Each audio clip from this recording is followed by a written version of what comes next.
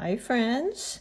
Today I am sharing with you, as promised, some tips. And to be honest, I get asked this question that I'm going to share with you in a minute, probably every day, multiple times. And in my little events and workshops, I get asked this question all the time. And I think it's really the foundation for watercolors. If you want to learn watercolors, I think this is the most important technique that you can practice over and over. And if you can master this, you are going to be able to master watercolors. I think it's also the biggest trick, the trickiest and most challenging part in watercolor, and why most people may start watercolors and give it up, because it is so tricky and so challenging. So I'm hoping today to share with you a few things, a few exercises that are going to help you out, I hope. What I wanted to do first, I'm going to be working on 140-pound cold press paper. This is just a student grade I have laying around here that I cut up. To be honest, I don't even remember what it was. I do know all I buy is 140-pound and cold press, so that's what I know I'm using, but it is a student grade because we're just playing. The other thing is, what I would really invite you to do is maybe watch this once and then get your brushes, get your paper, and come back and do it with me, because I'm really feel so strong that if you can master these couple techniques, it's just going to take all the frustration out. It's going to give you confidence, and it's really going to take your paintings to the next level. So today is all about watercolor control, watercolor mastering, the water to paint ratio, which can be very hard to predict and tell you exactly what it is, because depending on the brushes you're using, it can be very different. So this is a Neptune. This is a Princeton Neptune. It is known for being able to soak up an awful lot of pigment and water. So it's just going to automatically be, it's softer and it's going to soak up a lot more. Now, what I typically use, as you know, is the 8 Velvet Touch round. And that one doesn't quite pick up as much as my Neptune. So I tend to, that's just me. It's really personal preference. I know a lot of people love the Neptune, and that's perfectly fine. The other brush I just want to mention kind of quickly is these Degatos, which I have been so happy with. I talk about them a lot because I try to offer those of you starting out, the beginners in watercolor, some nice, affordable options so that you don't have to spend a ton. And then maybe you get into it and decide watercolor is not for you, which I certainly hope doesn't happen. But so these Degatos have been really great. There's something called the snap test, or finger test. And for me, I just like a snappy brush. I like a stiffer brush. That's why I like the Velvet Touch round as compared to the Neptune. I think on the stiffness scale, I want to say the Velvet Touch is maybe a 3 out of 5, and the Neptune, I want to say, is maybe a 1. So that's a pretty substantial difference. But again, these, and I'll link these for you. These Degatos are really great. I use them all the time. Love them. So for the price, I think they're really great. Then there's, by the way, this Heritage 2. That's also a Princeton. And I want to say the stiffness in those is also a 3, like the Velvet Touch. The other thing I like about the Velvet Touch is, if you can pick it up in the camera, the Heritage is more of a glossy coated wood handle, which is fine. Again, this is all preference for you.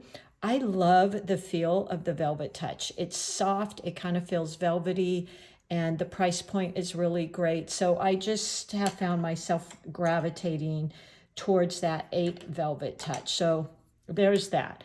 The 140, get your 140 pound cold press paper. And like I said, maybe watch this once if you want, and then come back and bring your brush and just paint with me. And I hope you'll come back to this video, because I think what I'm going to share with you today is just so important. And if you practice this consistently, it's really going to make you feel more confident and allow you to figure out for yourself with your brushes that you're using, your paper you're using, because some papers absorb more water, what is best for you. So it's really hard for me to just say, use this much water, use this much paint, because all of those things can kind of factor into that. So just real quick here, Tuesday I'm doing a Zoom class. Some of you may be in there. And I just wanted to point out here, you know, one of the techniques we're going to talk about today is these values, lighter values and darker values, and why they're so important in our paintings and make such a difference. And it's again that water to paint ratio, and how much water to have on your brush, how much paint to have on your brush, so that we're getting some control over our colors and our flow. All right, let's go ahead and dive in. Oh, here's another little painting. So this is the beauty of watercolor. And I feel like if you can learn that water to paint ratio, you're going to get these beautiful soft blends and combinations and washes that to me is so much the magic and the beauty of watercolors. Using watercolors very thick with less water is going to be more like using the watercolors as an acrylic. And just this is just my personal opinion and thought is, if I'm going to use the watercolors, I want to really get what's so unique and special for watercolors. So this to me is the beauty of watercolors, is that real soft, translucent, very flowy, okay? Now, in getting to know how much water, how much paint, I'm going to try and give you as many tips as I can. Like I said, it's really hard to offer to you or share with you an exact ratio, because again, depending on your brush, your paper, it's going to be different. So what I'm going to show you is just a way for you to really get familiar and understand how much water to add, how much pigment to add, according to what you like and what your supplies are going to give you as a result. So as you know, too much water, you're going to get all these puddles and pooling, and your paper's going to warp, and it's really uncontrollable. And then on the opposite of that, too little water, you're going to have this dry brush type of texture, and we don't want that either. That's when it's beautiful when used intentionally, because it can give you texture, but there's not a lot of flow there and movement. And with watercolors, we always want to have flow with our watercolors. So if you're using them without the flow, you're using them more like an acrylic. So let's go ahead and start playing with some of this. My biggest tip that I can offer you is practicing two things, and that's value scales and washes. Value scales is what we're going to do right here. So make sure you grab your brush. You've got your 2 containers of water, one to wash and one to rinse. This one here, I'm actually loving it. I've used 2 containers separate for, gosh, I can't even tell you how long. And recently I found this product, MEEDEN, and I'm really loving it. And it's ceramic. Their ceramic products are just really pretty incredible. So have your 2 containers of water, have your paper towel, have your paper, and whatever brush you're going to be using. I'm using the Princeton 8 round Velvet Touch. And let's go ahead and start playing with this. So we've all heard lots of artists talk about tea consistency, milk consistency. Let me write those down for you. I'm sure you've heard all these, but there's this tea consistency, which is really, I think, so consistency. So to me, that's where I really go to. It's beautiful for great glazes. It's very translucent. Let me just show you here. It moves really easily. So see that, how it's really movable. It's very transparent. I'm going to say it's probably 80% water, 20% pigment. But look at that, how it moves. This is what we want with watercolors. We want it to really move on our paper. We want it to move in our palette. The other thing I want to offer you too is get yourself, if you don't want to invest in a palette. As you see, I have lots of palettes. This is my custom one from Miss Ceramics, but I use the MEEDEN one as well. Ceramic is much better. If you even have a teacup, the little plate that goes under a teacup, use that versus plastic. I just think you get a lot better grasp on working with the paint and the water. So tea consistency is going to be, let's just do a little swatch here.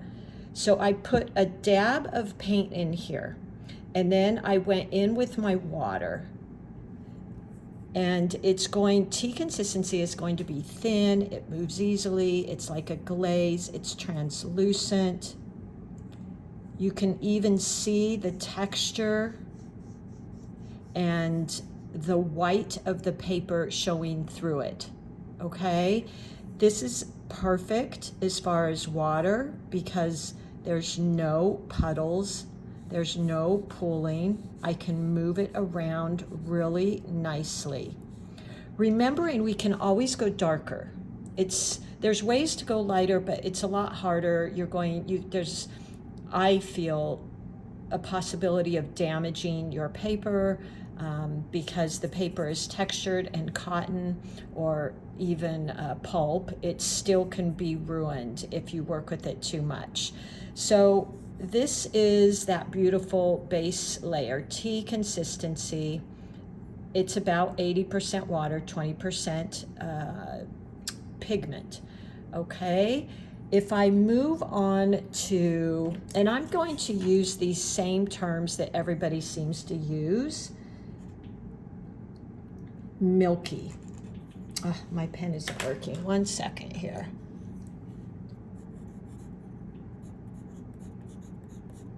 So, you pretty much think of milk. It's a little bit thicker, but still very movable.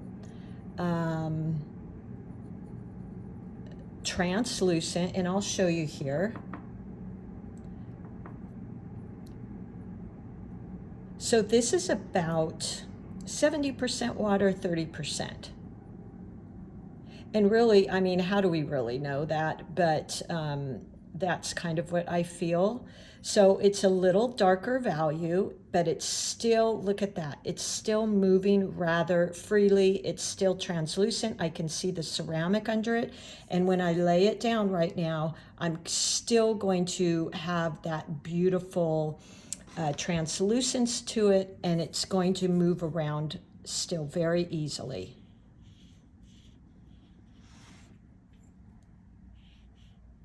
So as you can see here, it's got a little darker value to it. It's still transparent. You can see the beautiful texture. You can see the white of the paper underneath it. Still moves very freely, okay? So let's move on to creamy. Now, I always think of this as buttery. Oops, we're going to be putting that right there. So if you had butter that you just softened, that's to me what I think about. So as you can see there, the value's a little darker. And what I'm doing, I'm not dipping my brush into any paint. Water. I'm just going into my paint and adding a little bit more. So it's getting thicker. If I turned my ceramic piece here, it's not completely moving as quickly. I can still somewhat see the white through the paint. And now let's lay it down. So looky there. It's definitely darker. Still moves rather freely. That is really key for watercolor, I think, is its ability to move. Okay? So it's still moving here rather well, but it's definitely between milk and that butter type texture, a very soft butter, okay? So there you go. Now, I'm going to move on to the last one, which I very, very rarely use, and that is full strength. Don't even really need to mix it on my palette here. Thick. That is thick. So that is going directly into your paint.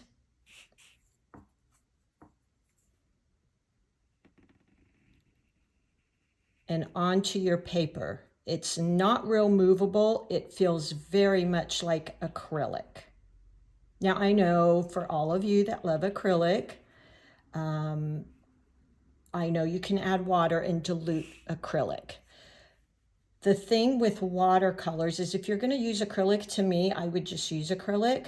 Not that you can't sometimes use this technique in your watercolors, but for me, I just love that translucency so much that I just stick with the tea, the milking consistency, or the creamy.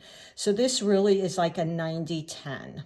Okay, it's not opaque. I can't see my texture. I can't see the white of the paint through it. Oops. So let me write that on here. This is thick.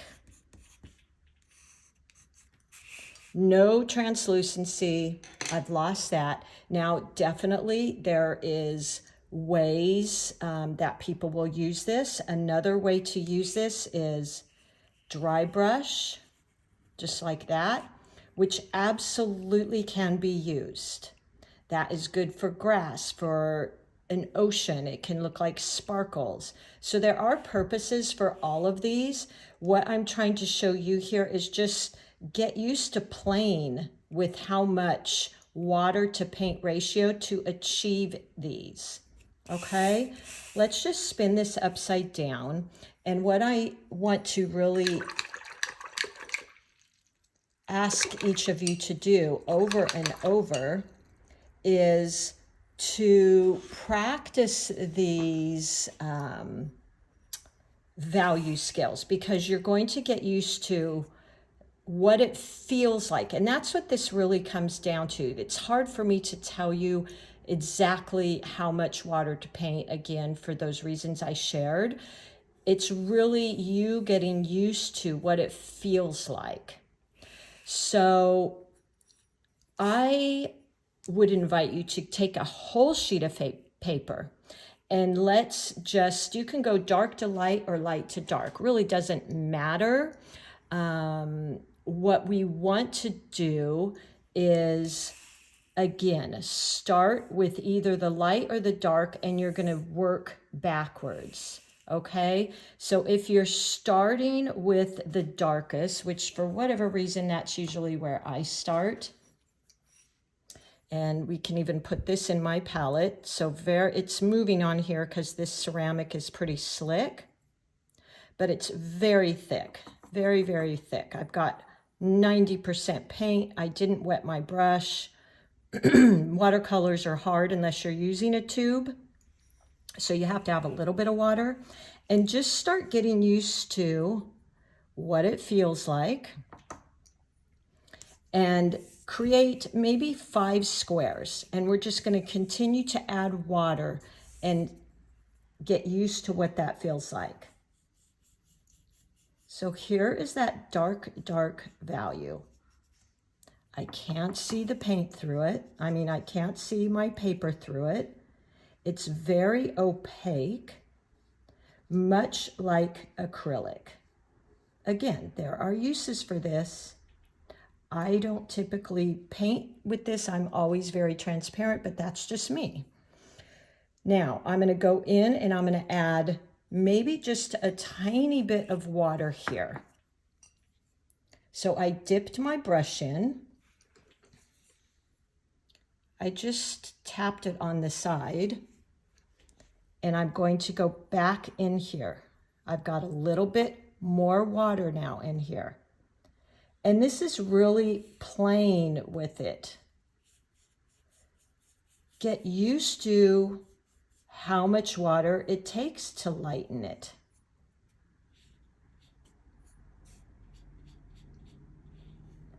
I haven't got any puddles or pooling, but this is definitely a tiny bit lighter. This is very thick. This is a little bit lighter, okay? Now I'm gonna go in, dip my brush one more time, and go in again.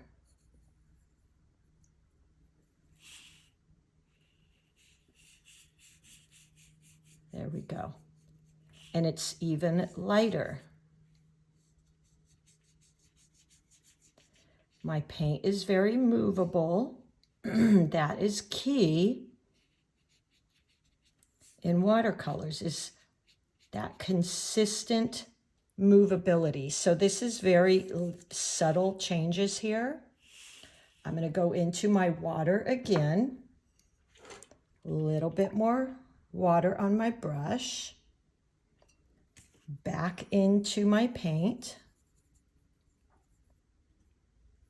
And let's now see, that maybe isn't quite, oh, it is light enough. So this is where you play and really figure out how much water it takes to lighten it up, and practicing not having puddles and pooling. Okay, so as you can see, it's gradually getting lighter here. Now I'm actually even going to lighten that up a little bit more.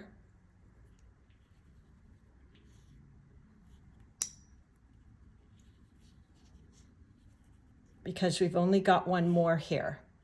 So now I'll go into my water again, lighten this up. And this is a value scale. So the darkest value is going to have the most pigment. This is pretty much 100% pigment almost. As you add water, you're lightening the value, and it's really important to be able to control this water to paint ratio, because this adds depth and interest and dimension to your paintings. So now this last square I'm doing, again, you may not get it right off the bat. That's okay. That's what these practices are for. So that isn't quite light enough for me. So I'm going to add some more water because I want it to be a little bit lighter. I rinsed my brush a bit.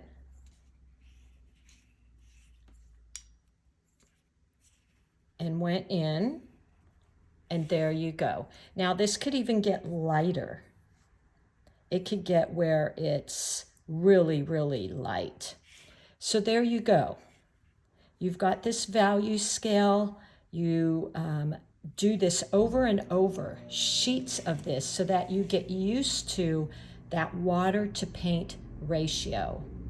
Now, the second thing I wanted to share is when you're laying down your paint. So value scale's really my biggest tip to practice the paint to water ratio. It's, again, going to give you that understanding of how your watercolors are going to behave on your paper, how they're going to look, okay?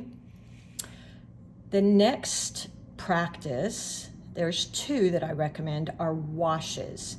And the reason I think that is so important is because you're going to understand how much water to lay down.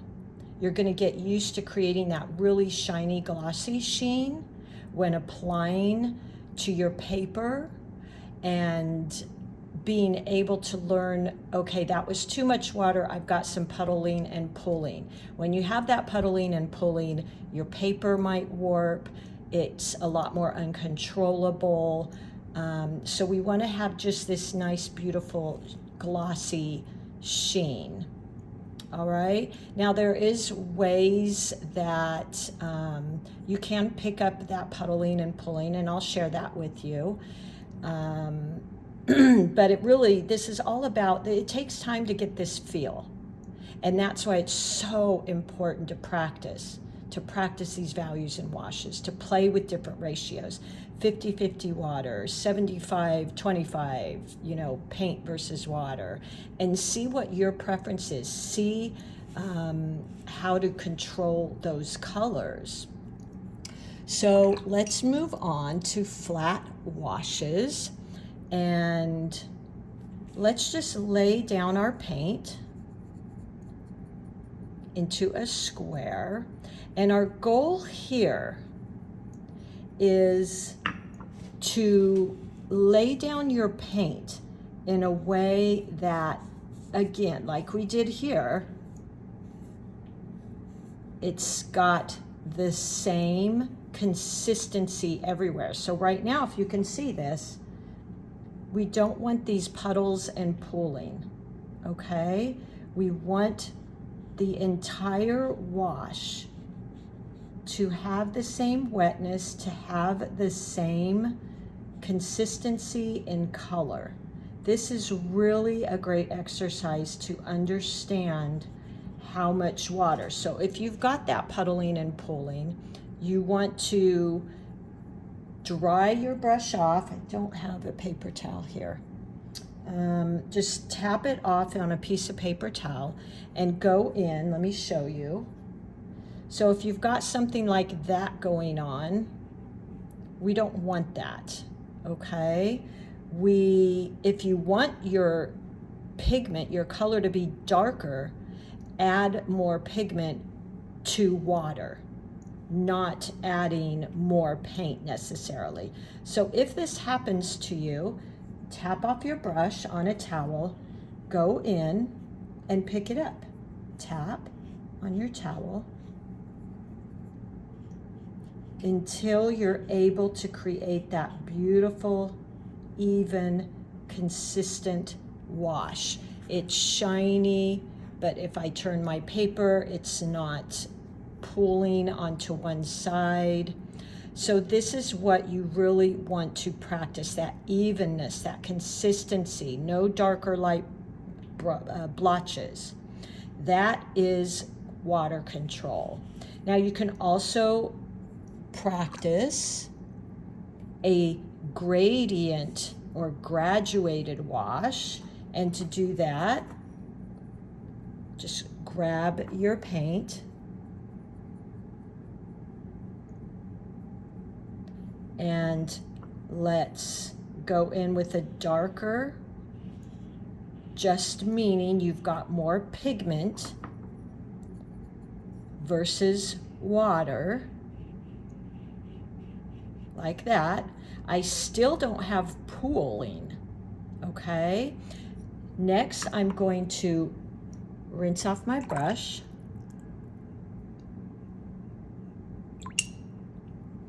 and I'm going to go in and start pulling this down. Now, see what that did? That was way too much water. So I'm going to tap off my brush, pull that down. It's gradually starting to get lighter. This is such a great practice for you in water control. Wash and rinse your brush. Tap it off on your towel if you'd like. Go back in and just keep pulling down. So this is a gradient, a graduated wash. It's a skill in that transition and water control. So I think where I feel like I got kind of, there was some discernment here in understanding this, is I felt like I had to have more paint and water mixed to get darker.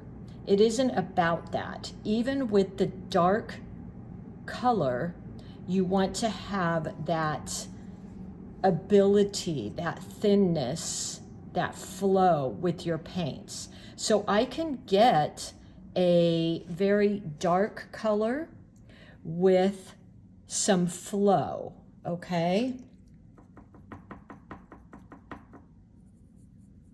So see that? It isn't dry. It's probably 75-25 as far as being mixed. It's still dark, but yet it's very movable. So this was all pigment. It's all about that water control. So I can still get dark, even though I don't have a lot of water in it. But I can also have enough water so that it's flowing, it's movable. And that's that water control we want to get. So I hope this is helping you. Another little quick tip I've been asked a lot is about synthetic and real brushes. Like I use all synthetic because I'm just such an animal lover and I don't want to use squirrel hair and all those different things. That's totally me, no judgment at all. But what I've heard, I haven't used them, so I can't say this for sure. But the real animal, like the squirrel brushes, they hold a lot more water. Again, I can't confirm that because I haven't used them. The synthetics, which is all I use, apparently from what Princeton claims is they don't hold as much water. Now, I don't have any ability to, confirm that or not. If you want to write this down, I'll go through this real quick as well. In the Princeton series, they've got this Aqua Elite. Let's see if I have somewhere I can maybe write this. I don't. So they're Aqua, because you guys have asked me about this a lot. The Aqua Elite, or the 480/50 is supposedly, I don't have any of the Aqua Elites, gets a very fine point and it holds a lot of water. The stiffness scale is from 1 to 5, and the Aqua Elite Princeton synthetic stiffness is 2. Now the Neptune, which I do have a few, and I know a lot of you have ordered, is soft. They claim it as being real durable, it's affordable, and to me it holds the most water, and the stiffness is only a 1. I agree with all of that. A lot of people like that. For me, it's too soft. Now the Heritage, which I do have a few, somebody asked me this the other day. I believe the Heritage series is their original synthetic, if I remember reading that, and its stiffness is also a 3. Velvet Touch, which is what I use, Princeton, stiffness is a 3. And although I'm not using the Velvet Touch for all the different medias, it can be used. It's a mixed media brush. I don't use it for that, but you can. The Select, which I have been playing with lately, I actually found the Filbert Select is really affordable. It's for all media. Although to be honest, you guys, I wouldn't use my watercolor brushes if I was to play with acrylics, because I just feel like it says it's for mixed media, but I just probably wouldn't do that. So the Select is also a stiffness of 3. Umbria, I don't believe I have. They claim its stiffness is a 4, so actually I might like that. The snap brushes, stiffness 3, and I think those are also multimedia, or mixed media rather, and they're kind of pretty, which may not mean nothing to you, but like the handle on the Velvet Touch, I like the feel. I would probably buy the snap brushes because they're kind of pretty. That's just me. So that is kind of my take on those different brushes. You guys have asked me about that a lot. The way I they call it the finger snap test, or I've read that, is for my brushes, you know, I just literally do this. Now this is the Velvet Touch. It's pretty stiff. The Select, really stiff. I think I said that one's a 4. Again, going back, the Neptune, not stiff whatsoever and holds a ton of water. If I dip this in water, it really swells up. It gets pretty full. If I dip this Velvet Touch 8, so this is the Princeton Neptune. When it's full of water, look at how thick it is. If I fill up my Velvet Touch 8 round, not so much. Maybe hard to tell on here, but it's really just practicing and finding what works for you. I know it looks very subtle, but when I see it, this looks really almost like a sponge. It's fat, it's kind of swollen. So that's my tip there.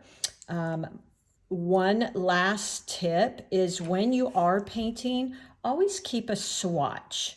And, you know, because a lot of times until you get really good at this, and I still will have to lighten things, I have a swatch. And if I'm painting a flower, let's see here. And I want the petal point press. Now that's got a lot of water in there, so that's not what you want to do. So I wash my brush, dry it on a towel, and I just pick some up. And I can still get that dark value. Okay. And then say I'm in the middle of painting and I'm like, oh, I really want to have a light value next to it. So I'm going to rinse my brush and I'm just going to practice a little till I can get that value that I want, because you're not going to know that right off the bat till you've practiced this. Point press. So there's that lighter value, still very movable, nice and wet, but it's a different value. Okay? And what that does is look at that interest. So if I had these all around a petal, it's not flat. This looks like it's in the background a little bit more. This is right out in front. That is another really important part of playing with these values. Okay, I hope this was helpful for you. I can't recommend enough how to play with these over and over and over until you get used to that water to paint ratio. And when you're laying down your paint, getting used to how can I create a consistent wash here, a consistent value, unless you're doing a sky or an ocean and you want it dark to light, That's that gradient, but getting used to how much water to put down. All right, I hope this was helpful for you. I've been really excited to share this. If you have any questions, please, please, please ask, and I will help you as much as I can. And really, just this water to paint ratio is the whole key to getting good at watercolor. And in order to do that, you've got to practice and practice and practice and practice until you get it. And anytime, unless you're really, there's artists that work really wet and they're using tissues and it's a whole nother level of painting. Don't, learn how to create, apply your paint to your paper without the puddles and things. Just get used to that. And then also get used to how much pigment to water and how much to water to put onto your paper. All right, everybody. I am so grateful for you all being here. I know this was a little bit longer tutorial, but I felt it was so important. I really feel like listen to this once and then come back with your brushes and practice this. Practice pages of these. If you do this a few times a week, I promise you your paintings are going to go to the next level. Okay? All right, everybody. Thank you so much for being here. I will link everything in my description here. And happy painting as always. All right. Bye-bye.